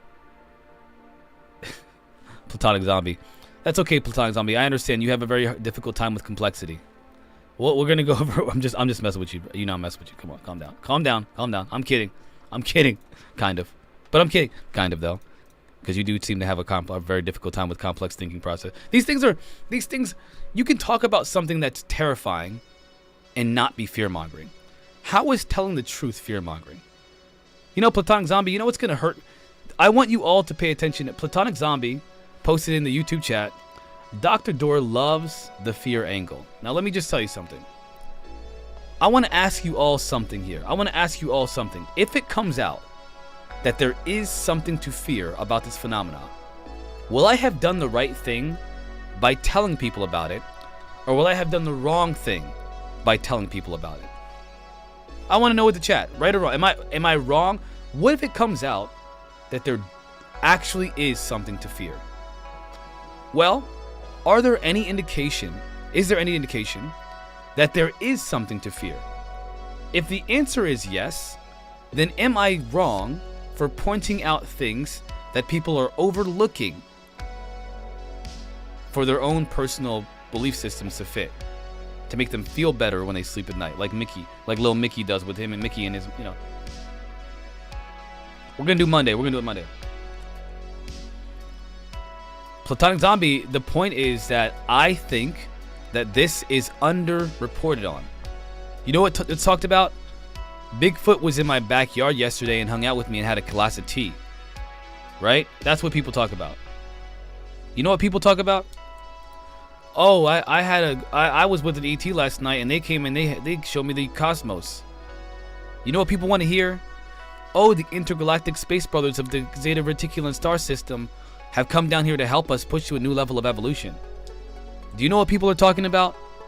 Oh, you know, I think that all of these ETs are all good and every single one of them is here to help us, and that's all there is. Do you know why I talk about this?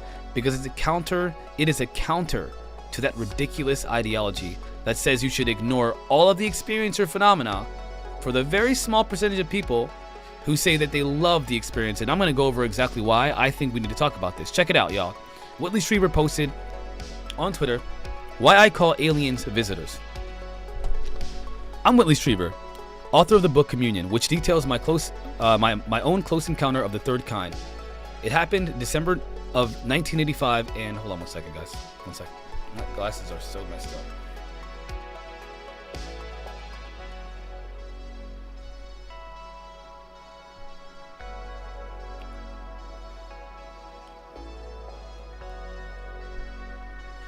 Really? There's like one smear on my glasses. Smudge.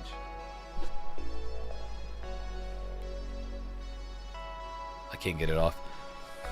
It happened in December of 1985 and was a complete shock to me. I was not interested in UFOs and had no idea that anything like this could happen. I also had no idea what had happened except that it was strange and quite difficult.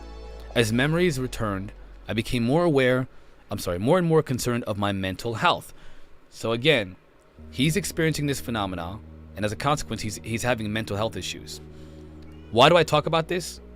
Why do I talk about this angle? Because it shouldn't be looked at as a positive thing. It should not be. After weeks of tormenting myself over whether or not I had a brain tumor or was going insane, taking all sorts of medical tests, I was left to conclude that what I remembered from the night of December 26th, had really happened.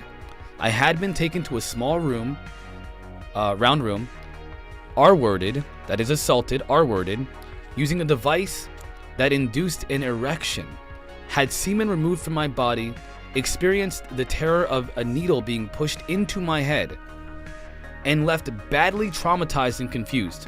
There are space brothers, I love them, even though this happened to me. Guys, this is why.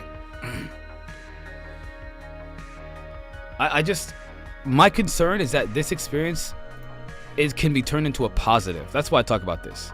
Anyway, I suppose that animals being tagged in the wild experience similar stress. Now keep in mind, this is the argument that I hear from people like Platonic Zombie. You know I love you, my guy. Oh, well, we do it to animals too. It's not the same. We don't go and R-word assault these animals and then just like leave them traumatized forever with no explanation. We don't get to see inside of a cow's mind and say, hey man, don't worry, I won't hurt you. And the cow's like, really? Well, then what the heck are you doing to my butthole, man?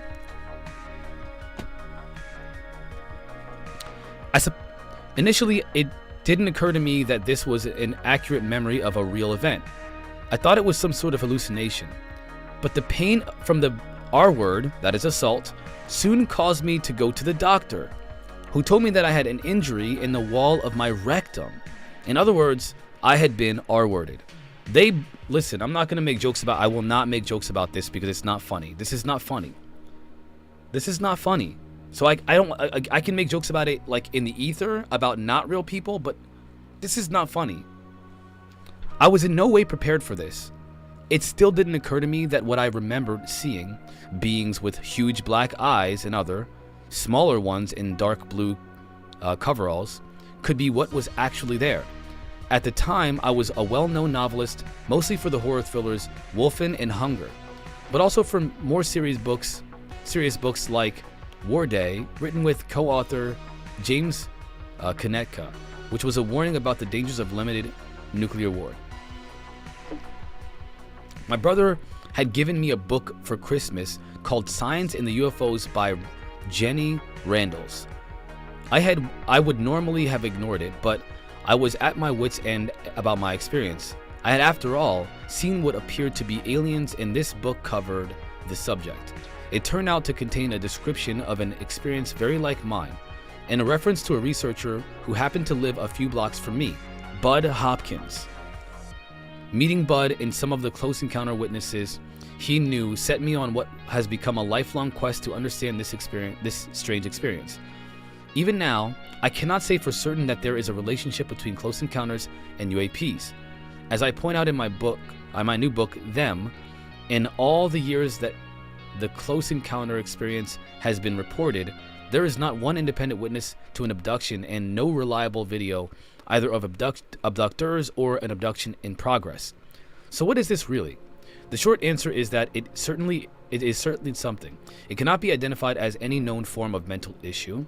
It is not just about abductions such as the one I experienced. In fact, the variety of encounters being reported is astonishing. When people make up stories, they are generally based on other stories. But judging from the hundreds of thousands of letters I received, again, hundreds of thousands of people wrote Whitley. This is insane. After publishing Communion, thousands of which my wife Anne collected and cataloged, that is not the case here. The letters are now housed in the Archives of the Impossible at Rice University in Texas.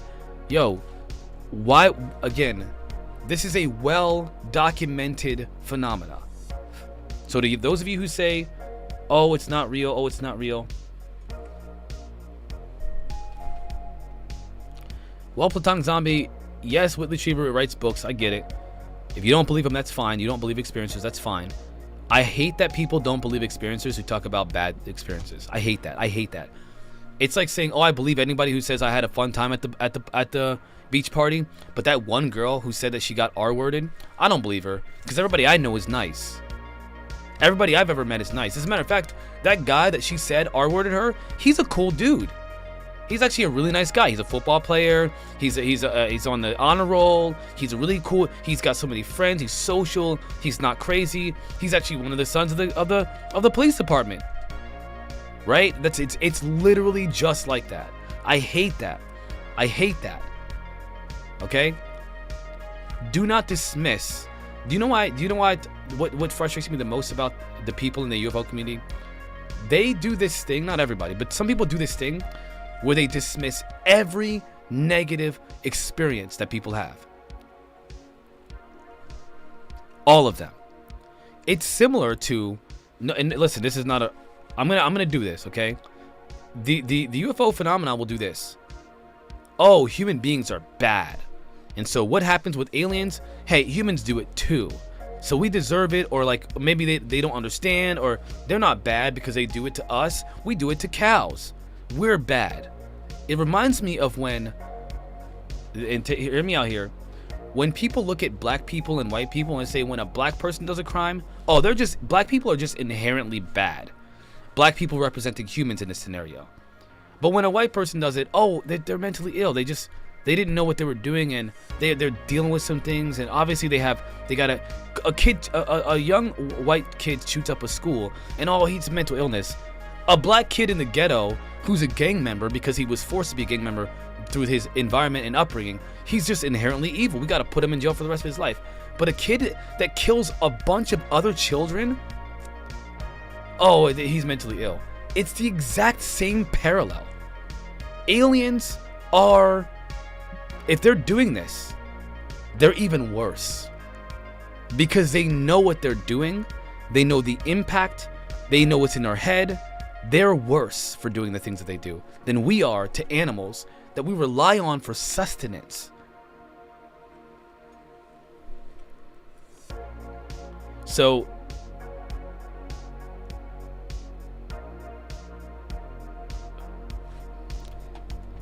Platonic Zombie, I don't understand your perspective. I will say that I will never stop talking about this because I believe in advocating for victims. I believe in advocating for victims. So if you don't, anyone in the chat, I'm gonna say this right now. If you do not appreciate somebody like myself, who highlights the victimization of people who are who are being victimized by this phenomena, this is not the channel for you.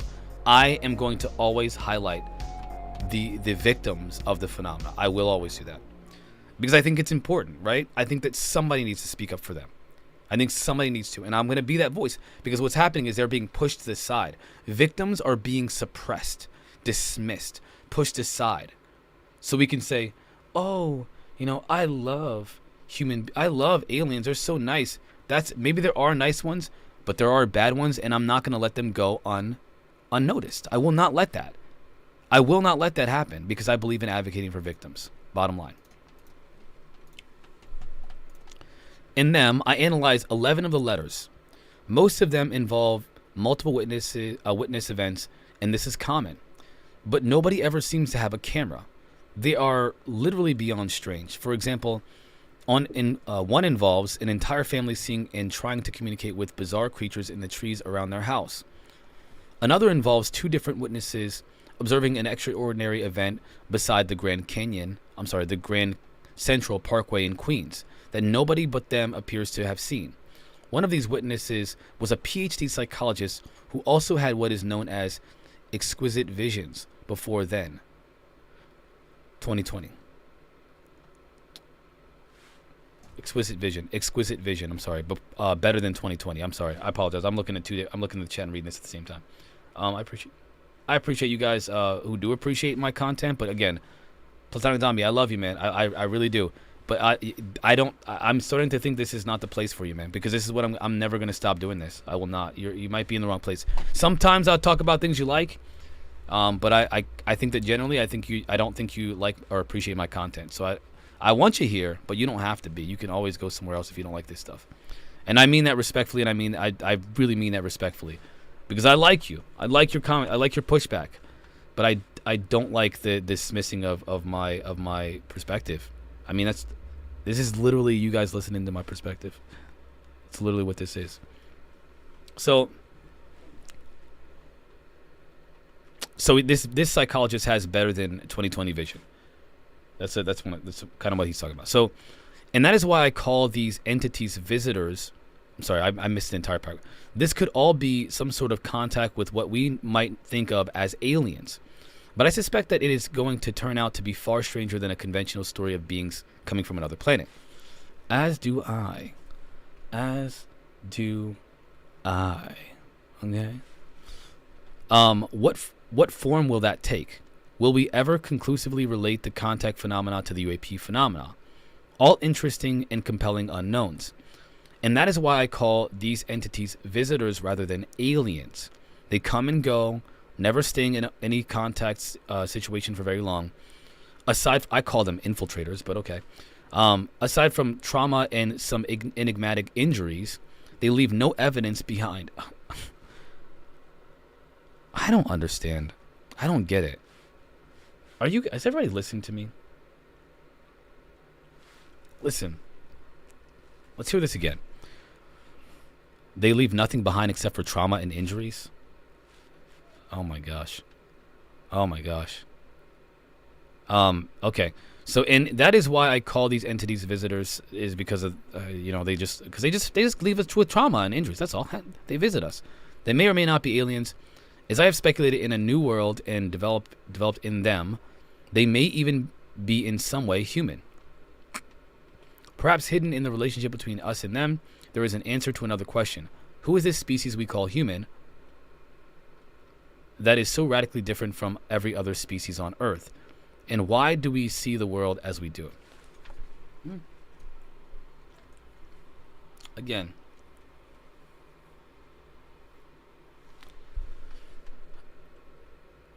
I don't understand what... Yeah, I don't know what... I think they're out... I don't... Listen, guys. Even though aliens come down on this planet, sneak into your bedroom, terrify the crap out of you, distort your perception of reality, take you out of your bedroom without permission, freak you out with weird psychic phenomena, take off your clothes and assault you, do these painful medical experiments on your body, leave you with nothing but the memory of the trauma, and also give you injuries that they left behind, doesn't mean that they're here to get you. Why are we all thinking about this in a negative way? I think that talking about what's happening with clarity is important.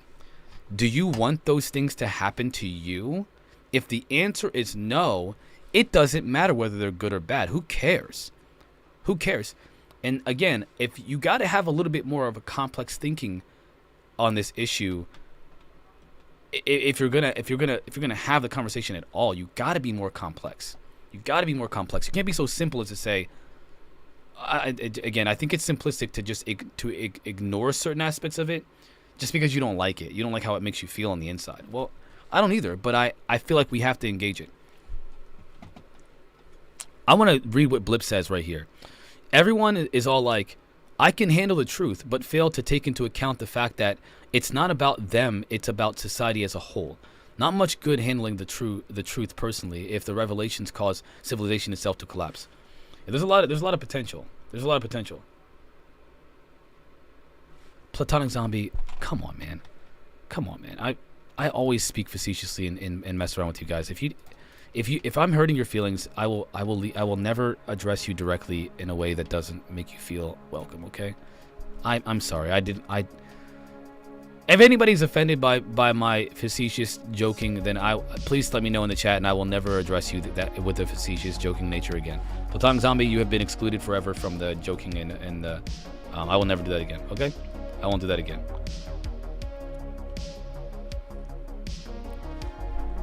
I don't want to hurt people's feelings.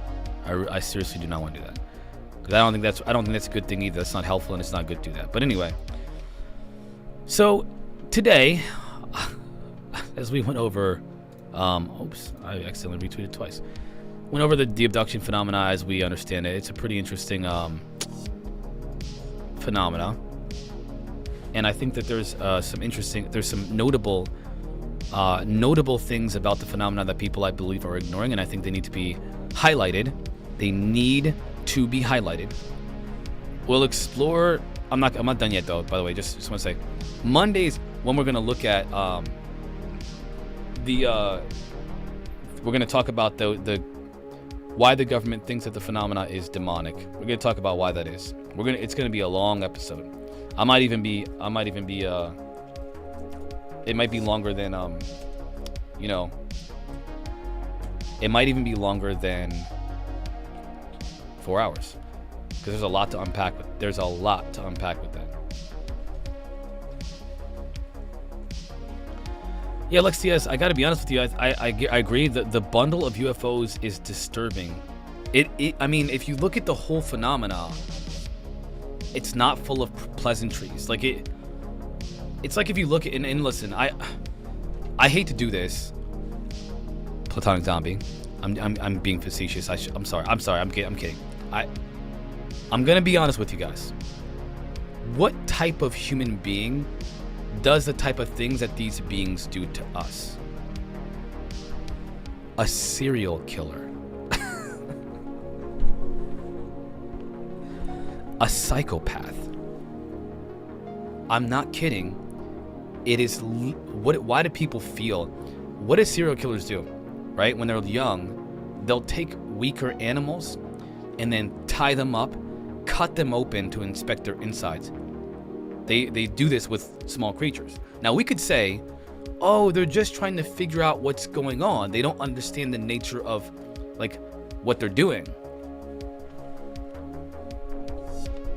But they're human, right? Like we are. We would say that person has something wrong with their brain if they act in that manner. What else do serial killers do? Well, Jeffrey Dahmer would trick his victims into thinking that he liked them. And then what would he do? I don't have to say it. You already know what's up. They will hide. They'll sneak around. They'll be just outside of your visible perception, and then they'll take you. And some of them, yes, will leave you. They'll leave you there after they have traumatized you with R-wording you. They'll sneak into your bedroom and R-word you, and then leave. Right? This is the nature of that phenomena. Is the nature of human beings doing that to serial killers. Because I watch a lot of Criminal Minds shows, okay? I like them. Sometimes they freak me out though. I can't watch Dexter because Dexter is like, just freaks me out. But if you were to liken the behavior of the phenomena to anything, it's psychopaths. It's literally psychopaths. We want to understand rescue. They literally chopped a you-know-what in half to see how the person would react. This is exactly what serial killers do to weaker animals and people. Small people, you know, whatever. This is what serial killers and psychopaths do. It is objectively true that the abduction phenomena is a one-to-one with psychopathic behavior. Bottom line. Bottom line. It's objectively true. Tell me I'm wrong. Tell me I'm wrong. I don't think Thomas will not like that. I don't think Thomas Fester will ever talk to me. I don't think he'll ever talk to me because we had a debate on live, and I thought it was fun, but I don't think he did. I don't think he thought it was fun. So I appreciate that, but I'm gonna pass on that. Ravens Creek. If you guys want to, you can post my show in people's chats. I mean, people do that all the time. You can. I don't know if they accept that or allow that, but I don't mind it. I mean, people post it in my chat all the time. They say, oh, you know, go to this person's chat whenever I'm about to be off live. People will post the links to other channels that are live as well. I have no problem with that. None at all. If there's something breaking going on, if there's, you know, whatever, and you guys want to check out, I'm not about like not spreading that kind of love and attention. I think it's cool. I'm cool with it. I'm genuinely cool with it. Just don't spam. But yeah, I'm not gonna pop into Thomas's show like that. I don't think he would appreciate that. I think he would really be mad about that. But anyway, you can if you want to. Ravens Creek Charm, I appreciate that. Now, again, you don't have to like it. I know it doesn't make you feel good inside. But like, there are certain realities that we have to face, or else we'll never get to the truth. And I know I pontificate about this often, but it frustrates me that people ignore truths that make them feel uncomfortable because it makes them feel uncomfortable. You have to. No, I don't. So, Ravens Creek, I don't know if he will. That's what I'm saying. I don't know if he'll talk to me. I've reached out to Thomas. I've reached out to him. I've messaged him. I've contacted him. I've emailed him. He told me to email him once. I emailed him. I never got nothing back. And then on the show, I said, hey man, you know, I reached out to you, and he hasn't gotten back to me still. So, he's either busy or he's just not interested in talking to me. You know, maybe. I think like Platonic Zombie, I don't think he appreciates my perspective.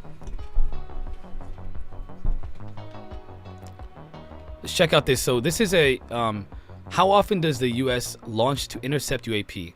Has this number changed after the recent balloon shoot-downs? Let's check it out. This is a witness testimony of a bird, I think it was an admiral, bird colonel or whatever, a colonel. I can't remember how they pronounce that title. But he's gonna say who he is right here in a second. Talks about an encounter. This is a high-ranking official talking about their experience. I'm a retired Air Force bird colonel and fighter pilot.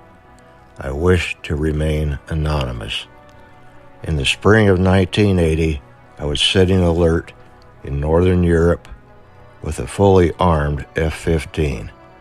About 3 a.m., the klaxon sounded, and I was scrambled to intercept and identify an uncorrelated target that had penetrated NATO airspace. I was vectored to the target by a GCI controller. The target was not displaying a transponder code.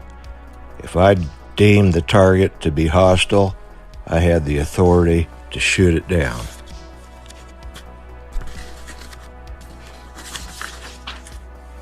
I found the target with my radar and locked on. Within 2 seconds, the target sped away from me exceeding Mach 2. With over 4,000 hours of flying time, I have never seen anything like this before. I tried to pick up a visual and saw a reddish pulsating light about 10 miles in front of me. I thought it might be a wingtip light of a Russian bomber. Then, to my utter surprise, the light changed directions and accelerated toward me at a high speed. I thought the Russian bomber I was after had fired a missile at me, and I took immediate evasive action with a hard right turn and a steep climb with afterburners to keep my speed.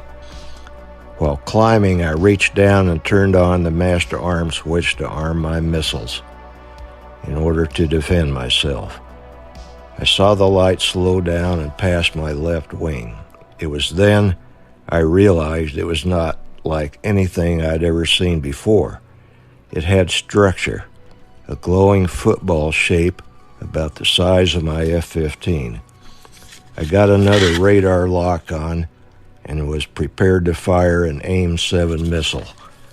As soon as I locked on, the object went into a vertical accelerating climb, and I decided not to fire at it as it was no enemy airplane.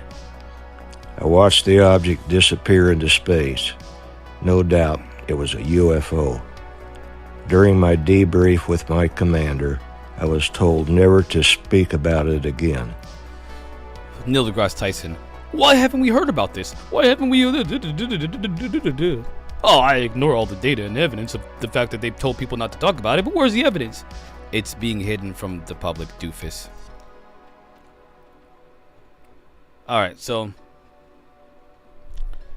all the data was taken and stuff like that. I just was going to say... All the data was taken from him, and he was not allowed to talk about it ever again. So this is like... what frustrates me about Neil deGrasse Tyson is he again, this is a he has a disingenuous take on the phenomena. Very disingenuous. Now I gotta ladies and gentlemen, I am really gonna have to, I'm gonna be cutting it so close here because there's something that has to be done at exactly 4, but I'm gonna give you every single minute. You deserve every single minute. I'm gonna check out Demons and Saviors today, literally today, if I can, okay, if I can, because I gotta watch a couple documentaries. 1 second, I'm gonna put it on my playlist right now. My watch list.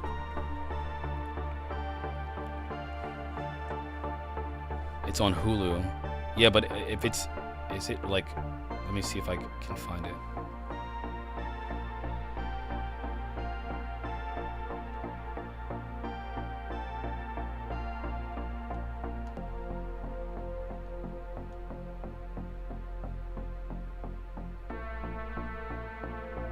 I don't see it, man.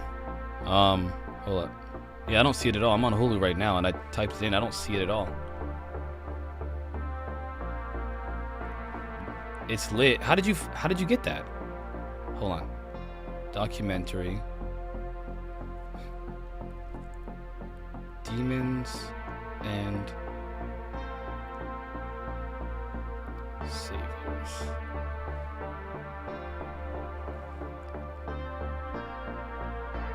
Okay. I found it, I guess, in a roundabout way. I had to... oh, that's why. My freaking kids got my phone and it's on the kids' profile. I'm like, why can't I find it? Because I'm on the kids' profile. It's like, it's not showing up. I'm glad to know that Hulu will not allow my children to watch crazy, too traumatic stuff.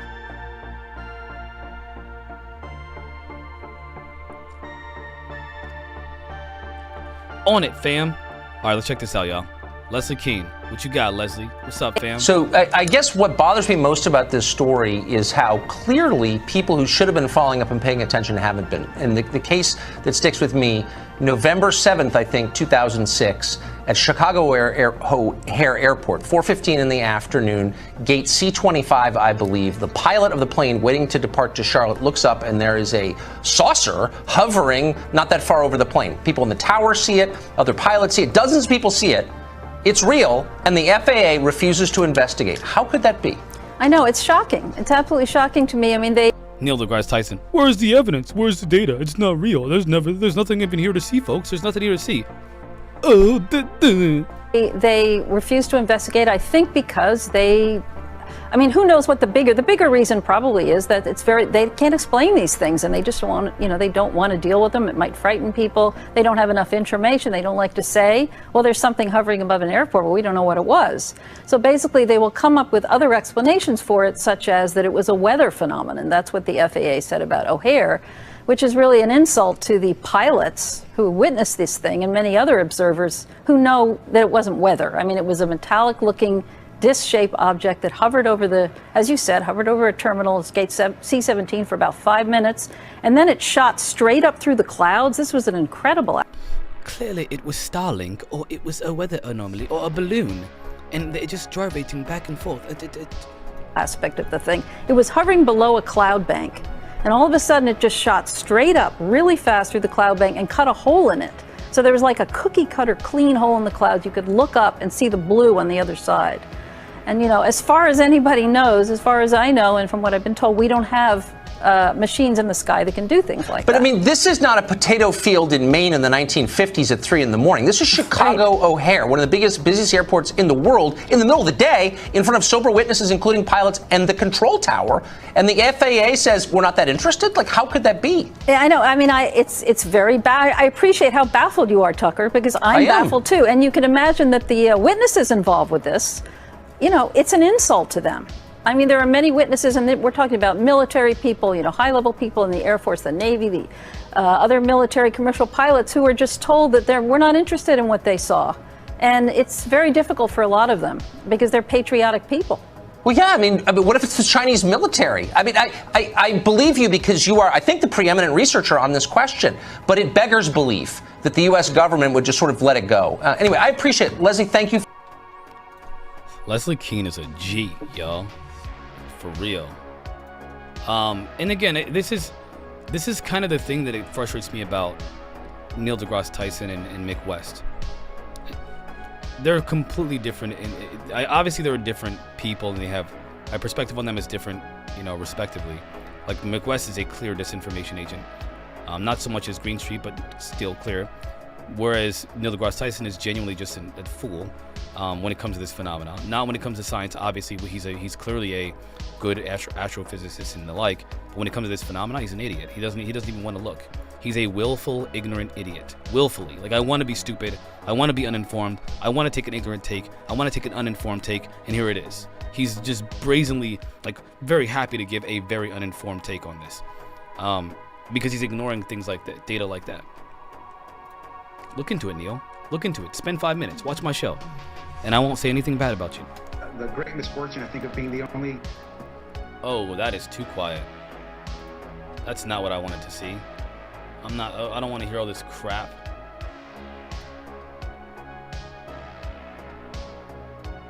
We've seen this already, haven't we? Go ahead. Oh, I think that's all the names. Are aliens real? That was the last question. That's an interesting. I don't personally. You don't talk about aliens. I don't. Much. I'm not a big alien person. I got enough things going without worrying about it. But I'll tell you what, you have a lot of smart people that think that, there happens to be a certain site that's the #1 most visited site in the whole country. You know that, What's right? that? Do you know what I'm talking about? Where they think the aliens come down and... I haven't been on that. I'll tell you about it after the show. I thought it was a different site. One last question. Go ahead. Oh, I think that's all the names. What site is he talking about? What the freak is he talking about? My glasses are screwed right now, y'all. Oh my gosh. Well, I have no idea what he's talking about. Ross Coulthart recently said, "Watch Donald Trump." Why? He's not going to tell us about aliens. I don't know it. He said he's not going to tell us. He literally told us he's not going to tell us. Hold on. Watch Donald Trump. Right. Well, that is a Hail Mary that he might play. Oh, he thinks Donald Trump might drop a bomb about the aliens so he can win the presidency. Listen to me. If Donald Trump comes out and tells us about aliens because screw it all, double middle finger to the whole world, you gonna throw me in jail? Not today. Aliens are real, y'all. They're coming to get us. They're here to save whatever it is. They're here to save us all. They're a space brothers. The Intergalactic Federation is real, y'all. Oh man, he can say the N-word all he wants to at that point. I don't even care. Tell us about the aliens, man. All right, y'all, listen. I don't know. That was a small clip. We didn't get really much context there. But all right, listen, everybody, listen. I gotta go. I'm already gonna be like a minute late already. Thank you all for being here. I appreciate you. I feel bad because I think I just scared Platonic Zombie away probably forever. Maybe he'll be back one day. I don't know. But the rest of you, I love you. Thank you for being here. Thank you for sticking with me. Thank you for appreciating my perspective. And if you do not like the stuff that I talk about, there are so many. Listen, there's a channel that talks about the intergalactic brotherhood of alien spacecraft. Go there. They will welcome you with open arms. And you could be a light being with them too. Starseed. You could be a starseed. All that stuff. You want to have an alien baby? They can teach you how to do that too. For $5,000, you can have an alien baby. All right. So if you don't like what I have to say, again, I like you here, but you don't have to be. But I want you here. I want people here that don't agree with me. I want people here that do not agree with me, because I need people to challenge my. Again, me and Drunk Physics agree on some stuff but disagree on others. And I'm not, again, it's important to have the dialogue, the back and forth, the, you're wrong, whatever. I need that. So, I appreciate, even if you tell me I'm wrong, or if you tell me, like, for example, when Platonic Zombie said to me, you always focus on the negative. I reflect on that. I think about that a lot, actually. Am I doing that? Is it the right thing to do? Should I focus on another aspect of it? And I come up with the same answer. There's something going on here that I'm concerned about. I'm concerned about the presence of the non-human intelligence. I'm concerned. I'm worried. I'm genuinely worried. I'm not scared. I'm worried. Because what's going to happen is going to happen, y'all. God is in control, as somebody said, right? It's up to whatever's going to happen is going to happen. But that doesn't mean we should sit there and lay down for an invading force of beings that that is far superior than us and is doing these things like we're seeing them do. And I think it is my obligation as a human citizen of this world to talk about that aspect. All right, y'all. I got to go. It's been a pleasure. Platonic Zombie, I love you too, man. And I appreciate everybody in the chat too. I love y'all. I'll see y'all tomorrow, same time, same place. And Monday, we're going to talk about the really interesting stuff about the Pentagon and what the Pentagon thinks and why they think what they think about why does the Pentagon believe that there are demons. We're going to look into that. We're going to research that together. I'm going to present some stuff to y'all. We're going to have a blast. I love y'all. Catch you tomorrow. Dr. Doors out. Peace.